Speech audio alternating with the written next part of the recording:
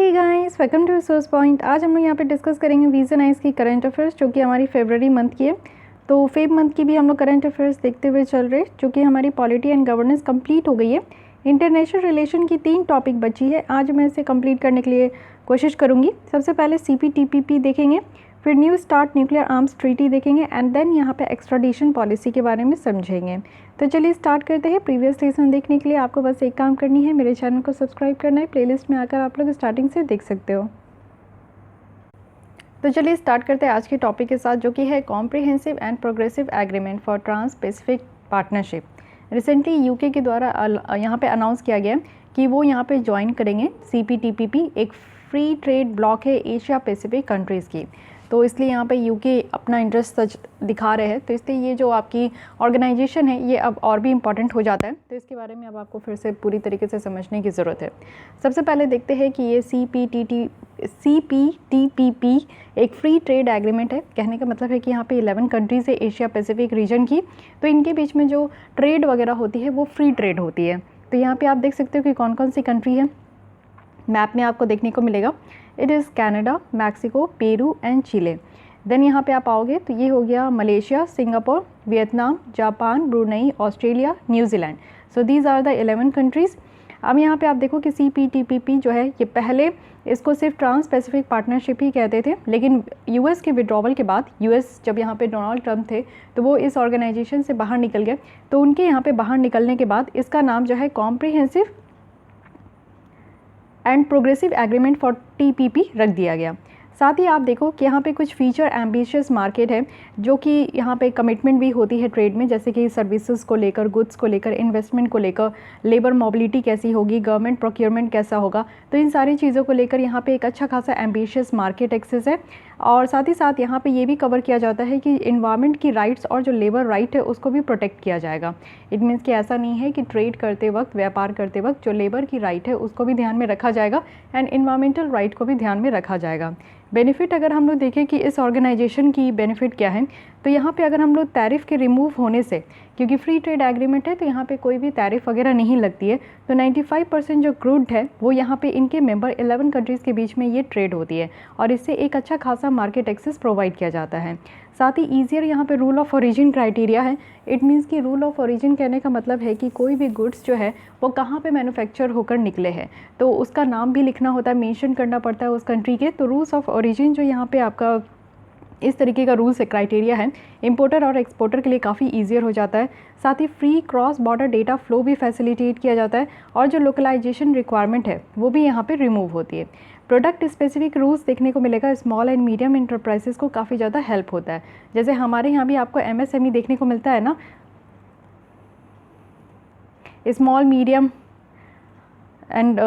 Medium enterprises जो हमारे यहाँ भी है, तो एक अच्छा खासा स्पेसिफिक रूल्स होता है इनके प्रोडक्ट का, तो इससे भी इनको काफ़ी ज़्यादा हेल्प हो पाता है। क्रॉस बॉर्डर डेटा फ्लो होता है, यानी कि जो डेटा होती है वो एक कंट्री से दूसरे कंट्री भी या फिर आराम से जो है ये फ्लो हो सकता है। लोकलाइजेशन रिक्वायरमेंट की ज़रूरत नहीं है। इट मीन्स कि एक कंट्री अपनी लोकलाइज नहीं कर देती कि बस इतने ही दूर में इसी मार्केट में अपने प्रोडक्ट को बेचेगी। इस तरीके की चीज़ें यहाँ पे नहीं देखने को मिलता। बहुत ही सिंपल, इफेक्टिव और क्लियर और प्रिडिक्टेबल कस्टम प्रोसीजर है यहाँ पे।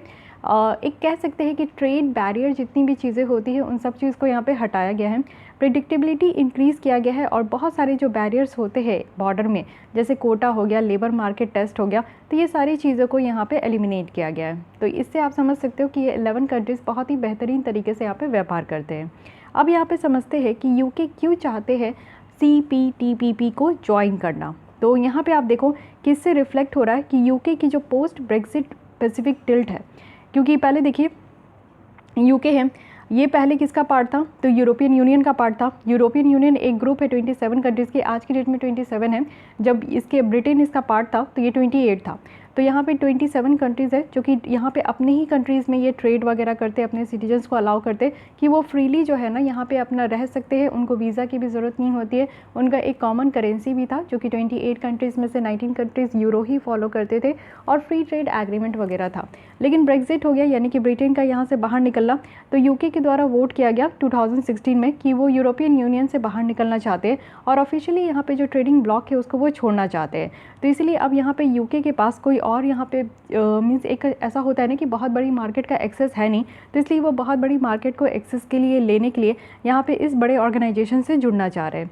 तो यूके की यहाँ पे डीपेस्ट टाई जो देखने को मिल रहा है ये फास्टेस्ट ग्रोइंग मार्केट और मेजर इकोनॉमीज़ को लेकर देखने को मिल रहा है, जिसमें से आप देख सकते हो कि मैक्सिको, मलेशिया, वियतनाम कुछ ऐसे कंट्रीज़ हैं जो कि बहुत ही तेज़ी तरीके से ये बढ़ रहे हैं, इनकी मार्केट एक्सेस बढ़ रही है, इनकी इकोनॉमिक्स बढ़ रही है। तो इससे बेटर है कि इनके साथ जब व्यापार करेंगे तो यहाँ पे यूके को भी बहुत तरीके से यहाँ पे उनको फ़ायदा भी होगा।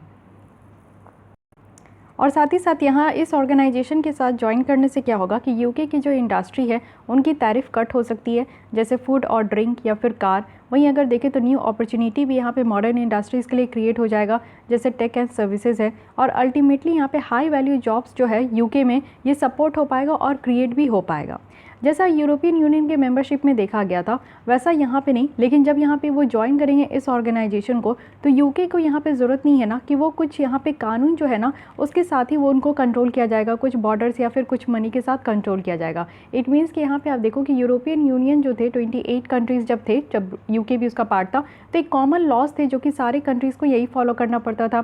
एक कॉमन बॉर्डर्स थी जो कि इसी के अंदर लोगों को वीज़ा फ्री जो है मूवमेंट वगैरह दिया गया था। एक उनकी एक कॉमन करेंसी थी, यूरो थी, जो कि 28 कंट्रीज़ में से 19 कंट्रीज़ उसी को फॉलो करती थी। बट यहाँ पे आपको देखो इस ऑर्गेनाइजेशन को ज्वाइन करने से यूके के ऊपर इस तरीके का प्रेशर नहीं है, ना ही इस तरीके की चीज़ें उनको अप्लाई करनी होगी। अदर बेनिफिट क्या है कि जो मॉडर्न डिजिटल ट्रेड रूल्स है इसमें अलाउ किया गया है कि जो डेटा है वो फ्रीली यहाँ पे मेंबर्स कंट्रीज़ के बीच में वो फ्लो होगा। कोई अननेसेसरी अगर बैरियर्स यहाँ पे आता है बिजनेस के लिए तो उसको भी हटाया जाएगा। साथ ही कमर्शियल सोर्स कोड और जो इंक्रिप्शंस होते हैं उनको भी यहाँ पे प्रोटेक्ट किया जाएगा।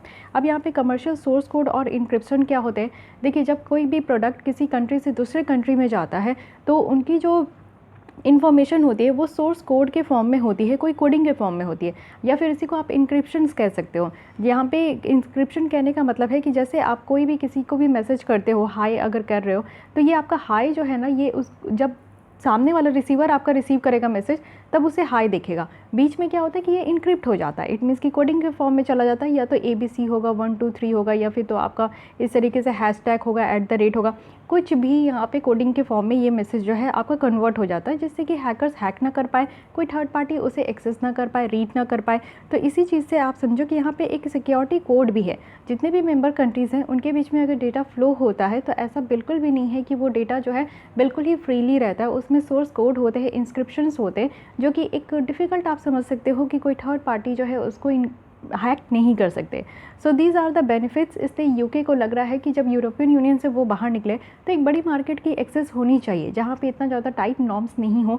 तो उनको ऐसा लग रहा है यूके को कि ये ऑर्गेनाइजेशन उसके लिए काफ़ी ज़्यादा बेनिफिट है। फाइन, अब आते हैं नेक्स्ट आर्टिकल की तरफ, जो कि है new start nuclear arms treaty. This is again very important. Recently US के द्वारा यहाँ पे जो new start nuclear arms control treaty है वो रशिया के साथ इसको एक्सटेंड किया गया है अनदर 5 ईयर के लिए। आप पहले समझने की कोशिश कीजिए कि न्यू स्टार्ट ट्रीटी है क्या।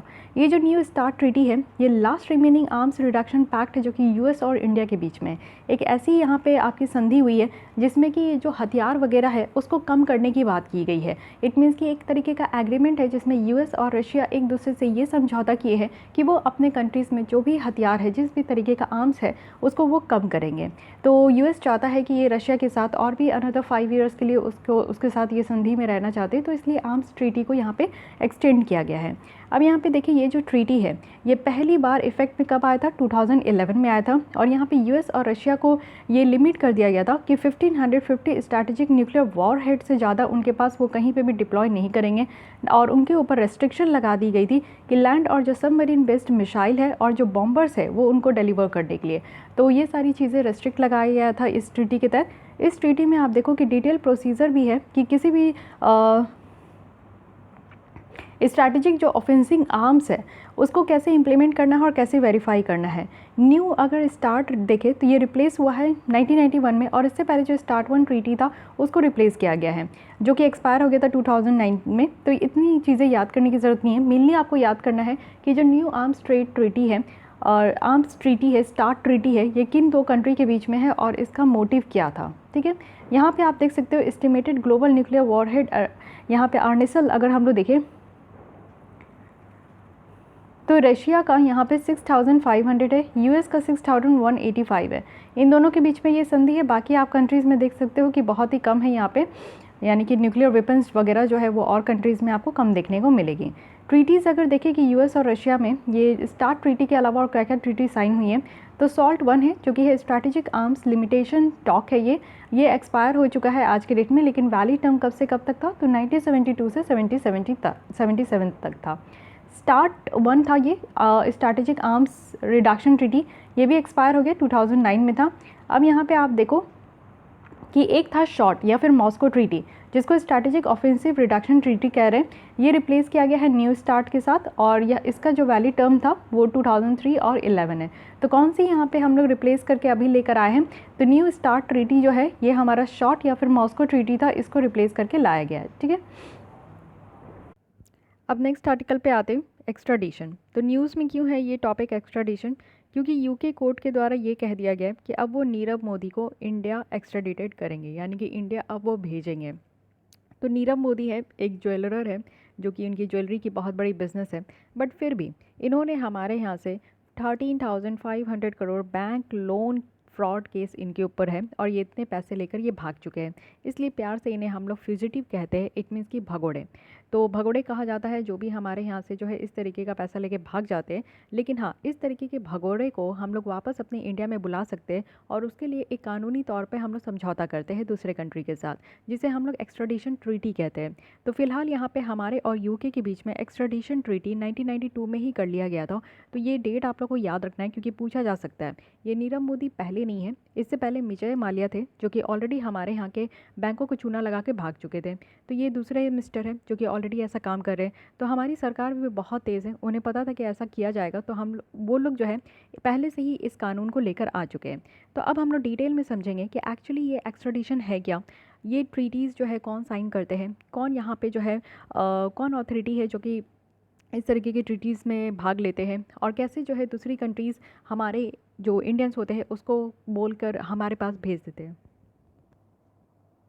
तो क्या ऐसा है कि हम लोग दूसरे कंट्री को बोलते हैं कि हमारे इंडियंस को हमें वापस कर दो, तो वो भेज देते हैं? बिल्कुल भी नहीं। वो पहले आश्वस्त होते, और कुछ यहाँ पे टर्म्स एंड डेफिनेशंस है जिसे हम लोग समझेंगे, और क्या समझौता है इसके बारे में स्टार्ट करते हैं। तो सबसे पहले समझिए कि एक्स्ट्राडिशन होता क्या है। हमारे यहाँ जो एपेक्स कोर्ट है, सुप्रीम कोर्ट, उनके द्वारा कहा गया है कि एक्स्ट्राडिशन कहने का मतलब है कि एक कंट्री से दूसरे कंट्री में जब लोग जाते हैं तो उनको वापस उनके कंट्री में भेजना, डिलीवर करना, तो इसको एक्स्ट्राडिशन कहते हैं। लेकिन हाँ, यहाँ पे ये एक्स्ट्राडिशन प्रोसेस तभी पूरा होता है जब ये केसेस जो है क्राइम से रिलेटेड हो। ऐसा नहीं है कि कोई भी पब्लिक अगर हमारे इंडियंस जो है यूके चले जाओ तो हमारी सरकार उनको बुला ले और यूके की सरकार वापस से जो है ना हमें दे दे, इंडियंस को भेज दे। ऐसा नहीं होता है। ये प्रूव करना होगा कि हाँ, उस इसका इंसान के ऊपर जो है इस तरीके का कोई क्राइम चल रहा है, कोई क्राइम से वो डील कर रहे हैं, वो कॉन्विक्टेड पाए गए हैं, वो एक्यूज्ड है, उनके ऊपर चार्जेस लगी हुई है, और साथ ही साथ 3 केसेस होती है। या तो उस इंसान के अंदर जो है, उस इंसान के ऊपर अंडर इन्वेस्टिगेशन है, यानी कि इन्वेस्टिगेशन चल रहा है, अंडर ट्रायल है, यानी कि ट्रायल भी हो रही है, और कॉन्विक्टेड है, इट मीन्स कि ये सिद्ध हो चुका है कि उन्होंने ये क्राइम किया है। अगर ये तीन चीज़ें हो रही है तभी यूके जो है यहाँ पे वो खुद से भी अपने तरफ से वो सेटिस्फाई होते, तब यहाँ पे जो है हो सकता है वो भेज सकते हैं। लेकिन हाँ, जो हम लोग एक्स्ट्राडिशन रिक्वेस्ट करते हैं ना, वो इन 3 बेसिस पे ही कर सकते हैं। ऐसा नहीं है कि किसी भी कंट्री को हम लोग बोल देंगे कि हमारे इंडियंस को भेज दीजिए, नहीं। ये 3 ऐसा बेसिस है कि अगर किसी इंसान के ऊपर अंडर इन्वेस्टिगेशन है, या अंडर ट्रायल है, या कॉन्विक्टेड क्रिमिनल्स है, तब इसी बेसिस पे हम लोग रिक्वेस्ट कर सकते हैं दूसरे कंट्री से। साथ ही ये हमारे यहाँ का कानून है एक्स्ट्राडिशन एक्ट 1962, जो कि 1993 में अगेन इसको मॉडिफाई किया गया था, और ये एक कानूनी तरीका है जिसमें कि हम लोग एक्स्ट्राडिशन प्रोसेस को लेकर चलते हैं। अब ये एक्स्ट्राडिशन ट्रीटी है क्या? ये जो कानून है 1962 का, इसी में डिफाइन किया गया है कि एक्स्ट्राडिशन ट्रीटी है क्या। ट्रीटी मीन्स क्या होता है? एक समझौता या फिर एक संधि जिसमें कि दोनों कंट्रीज जो है किसी बात पे सहमति दिखाते हैं। तो हम लोग यहाँ पे सहमति दिखाए हैं, और इंडिया के द्वारा ये एक्स्ट्राडिशन और ये जो अरेंजमेंट है, ये फॉरेन कंट्री के द्वारा किया गया है कि इस तरीके के जो फ्यूजिटिव क्रिमिनल्स है, जो भगौड़े यहाँ पे जो क्रिमिनल है, उनको हम लोग वापस अपने कंट्री में बुला सके। और ये बाइंडिंग होता है, इट मीन्स कि यहाँ पे इंडियंस को यहाँ पे हमारे इंडिया को मानना ही पड़ेगा इस तरीके के कानून को। अब यहाँ पे आप देखो कि 5 प्रिंसिपल है, कि एटलीस्ट ये 5 प्रिंसिपल जो है वो दिखना चाहिए, तभी यहाँ पे एक्स्ट्राडिशन ट्रीटीज़ पूरा हो जाता है। सबसे पहली क्या बात है कि एक्स्ट्रेडिशन अप्लाई होना चाहिए only with respect to offence, यानी कि कोई यहाँ पे अपराध करके अगर दूसरे कंट्री में जाकर छुप गया है, भाग गया है, तो फिर उसके ऊपर इस तरीके का एक्स्ट्रेडिशन जो है हो सकता है। सेकंड है कि वो जो अपराध है ना वो national laws of extradition requesting country में होना चाहिए, साथ ही रिक्वेस्टेड कंट्री में भी होना चाहिए। जैसे अब इस तरीके का जो फिजिटिव हम लोग बात कर रहे हैं, तो हमारे यहाँ तो कानून है ही इस तरीके के भगौड़े को लेकर, लेकिन यही सेम कानून यूके में भी होना चाहिए। तो अगर नेशनल लॉज होगा दोनों कंट्री में जो कि रिक्वेस्ट कर रहे हैं और जिस कंट्री से रिक्वेस्ट कर रहे हैं, तभी यहाँ पे एक्स्ट्रेडिशन प्रोसेस पूरा होगा। ये सेकंड यहाँ पे क्लॉज है। थर्ड है कि रिक्वेस्टेड कंट्री जो है उनको सेटिस्फाई होना ज़रूरी है। जैसे कि यूके है, जब हम लोग यहाँ पे रिक्वेस्ट कर रहे हैं तो वो रिक्वेस्टेड कंट्री है, उनको सेटिस्फाई होना होगा अपनी तरफ से कि हम लोग जो नीरव मोदी के बारे में कह रहे हैं क्या वो कितने प्रतिशत सच है। एक्स्ट्रेडिटेड पर्सन जो है उनको प्रोसीडेड करना होगा against only against the offence जो कि यहाँ पे एक्स्ट्रेडिशन रिक्वेस्ट किया जा रहा है। इट मीन्स कि जो भी हम लोग यहाँ पे बोल रहे हैं कि नीरव मोदी यहाँ पे फ्यूजिटिव है, तो उसी केस के उसी क्राइम के लिए उनको यहाँ पे प्रोसीड करना है, कोई और क्राइम को लेकर हम लोग प्रोसीड नहीं कर सकते। साथ ही एक फेयर ट्रायल होना चाहिए। यूके के द्वारा ये भी कहा जाएगा कि ठीक है हम आपके इंडियंस को भेज रहे हैं, बट उनके अगेंस्ट में फेयर ट्रायल होना ज़रूरी है। तो ये एटलीस्ट 5 प्रिंसिपल है जिसके ऊपर यहाँ पे एक्स्ट्रेडिशन ट्रीटीज़ के ऊपर काम होता है। तो एक बार और देख लेते 5 यहाँ पे प्रिंसिपल क्या है। तो एक्स्ट्रेडिशन सिर्फ और सिर्फ जो है ऑफेंस से रिलेटेड है तभी ये अप्लाई होगा। साथ ही यहाँ पे नेशनल लॉज में प्रेजेंट होना चाहिए दोनों कंट्रीज़ में। साथ ही रिक्वेस्टेड कंट्री को भी यहाँ पे सेटिस्फाई होने की ज़रूरत है, और एक्स्ट्रेडिटेड पर्सन को सिर्फ जो क्राइम यहाँ पे एक्सप्लेन किया गया है उसी में प्रोसीड करनी ज़रूरी है, और एक फेयर ट्रायल होनी चाहिए।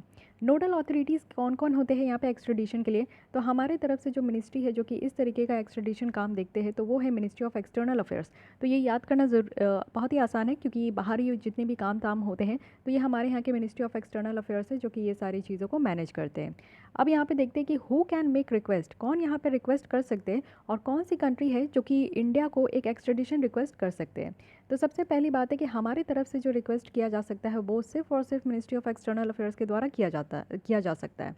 और साथ ही साथ आप देखो कि एक्स्ट्रेडिशन जो है कोई भी ऐसे ही पब्लिक के लिए नहीं हो सकता, बस उसी पब्लिक के लिए हो सकता है और उसी लोगों के लिए हो सकता है जिसके अगेंस्ट में ये क्राइम जो है सिद्ध हो गया है।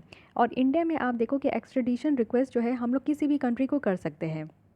साथ ही साथ इन केस अगर हम लोग अर्जेंसी देखें तो इंडिया जो है प्रोविजनल अरेस्ट ऑफ फ्यूजिटिव के लिए भी यहाँ पे प्रोविजनल अरेस्ट ऑफ फ्यूजिटिव के लिए भी रिक्वेस्ट कर सकते हैं। इट मीन्स कि अगर बहुत ही अर्जेंट हो गया तो हम लोग यूके को भी रिक्वेस्ट कर सकते हैं कि आप नीरव मोदी को अरेस्ट कर लीजिए। तो ऐसा भी हम लोग कर सकते हैं अर्जेंसी के केस में। साथ ही इंडियन नेशनल में देखें जो कि यहाँ पे इंडिया में रिटर्न हो गए after committing offence in West Asia और गल्फ कंट्रीज़ में, तो उनको उस कंट्रीज़ में एक्स्ट्राडिट नहीं किया जाएगा, बल्कि उनको प्रोसिक्यूट किया जाएगा इंडिया में इंडियंस लॉ के अगेंस्ट अकॉर्डिंग। देखिए कोई भी इंडियंस है अगर वो कहीं पे भी ऑफेंस किए, कोई अपराध किए हैं वेस्ट एशिया में, जैसे आप लोग देखते हो Syria, Iraq, Iran, Saudi Arabia, ये सारे कंट्रीज़ में अगर कोई भी यहाँ पे अपराध किया गया है, ये सारे गल्फ़ कंट्रीज़ भी हो जाते हैं जो कि पर्शियन गल्फ़ के चारों ओर आपको देखने को मिलेंगे। तो ऐसा नहीं है कि उसी कंट्रीज़ में लेकर जाकर उसी हमारे इंडियंस को जो है वहाँ पे एक्स्ट्राडिट किया जाएगा, उनको इंडिया वापस लाएगा और इंडिया लाया जाएगा और इंडियन कानून के हिसाब से ही उनको यहाँ पे प्रोसिक्यूट किया जाएगा। एक्स्ट्रेडिशन अगर हम लोग इंडियन नेशनल का देखें तो फॉलोइंग कंट्रीज़ को किया गया जो कि यहाँ पे बायलैटरल एक्स्ट्रेडिशन ट्रीटीज़ है। फ्रांस है, जर्मनी है, Spain, UAE, Bulgaria, Kuwait, Poland, Russia, Turkey, Ukraine, Uzbekistan और वियतनाम, ये सारे कंट्रीज़ है जिसमें कि हम लोग यहाँ पे एक्स्ट्रेडिशन ट्रीटीज़ को लेकर चले। साथ ही साथ इंडिया जो है एक्स्ट्रेडिट नेशनल नहीं कर सकते हैं कुछ फॉलोइंग कंट्रीज से, जितने भी आप देख सकते हो यहाँ पे Saudi Arabia, Bahrain, Belarus, Hong Kong, south Korea, Mongolia, Nepal और टूनीशिया, ये सारे ऐसे कंट्रीज़ हैं जहाँ पे हम लोग इस तरीके की ट्रीटीज़ को अप्लाई नहीं कर सकते। तो ये याद रखिएगा, इसमें से नेपाल भी है। तो ये चीज़ें हो गई। अब देखते हैं एक्स्ट्राडिशन के लिए बार्स क्या क्या है। तो नो ट्रीटी, अगर ट्रीटी के एब्सेंस में स्टेट जो है वो ऑब्लाइज नहीं है कि वो उस तरीके के नेशनल या फिर एलियंस को एक्स्ट्राडिट करे, यानी कि अगर कोई ट्रीटी नहीं किसी कंट्रीज़ में साइन किया गया है तो वो इस प्रोसेस को नहीं आगे लेकर चल सकते। नो ट्रीटी क्राइम, एक्स्ट्राडिशन जो है वो जनरली लिमिटेड है क्राइम के लिए, जो भी इस कानून के तहत यहाँ पे आपका आइडेंटिफाई किया जा सकता है। साथ ही मिलिट्री और पॉलिटिकल ऑफेंस अगर कोई किया गया है, यानी कि एक्स्ट्रेडिशन जो है वो डिनाई कर दिया जाएगा प्योरली मिलिट्री और पॉलिटिकल ऑफेंस के लिए। तो ये पॉइंट काफ़ी इंपॉर्टेंट है, इसको ध्यान रखिएगा।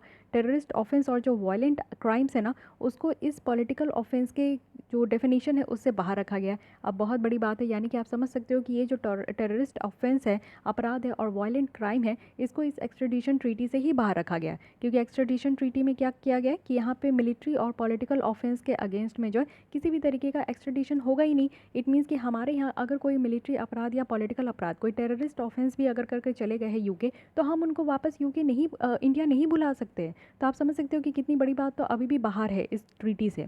वांट ऑफ ड्यूअल क्रिमिनलिटी, तो ड्यूअल क्रिमिनलिटी जो है वो एग्जिस्ट करता है जब या इस तरीके का ऑफेंस जो है वो यहाँ पे कंडक्ट किया जाता है, क्रिमिनल ऑफेंस दोनों कंट्री में, इंडिया में भी और यूके में भी। इस तरीके का क्रिमिनल ऑफेंस अगर किया जाएगा इंडिया में कर अगर वो यूके भागे और यूके में भी इस तरीके का क्रिमिनल ऑफेंस करेंगे, तो ये जो है ना दोनों तरीके से यहाँ पे सज़ा देने की बात।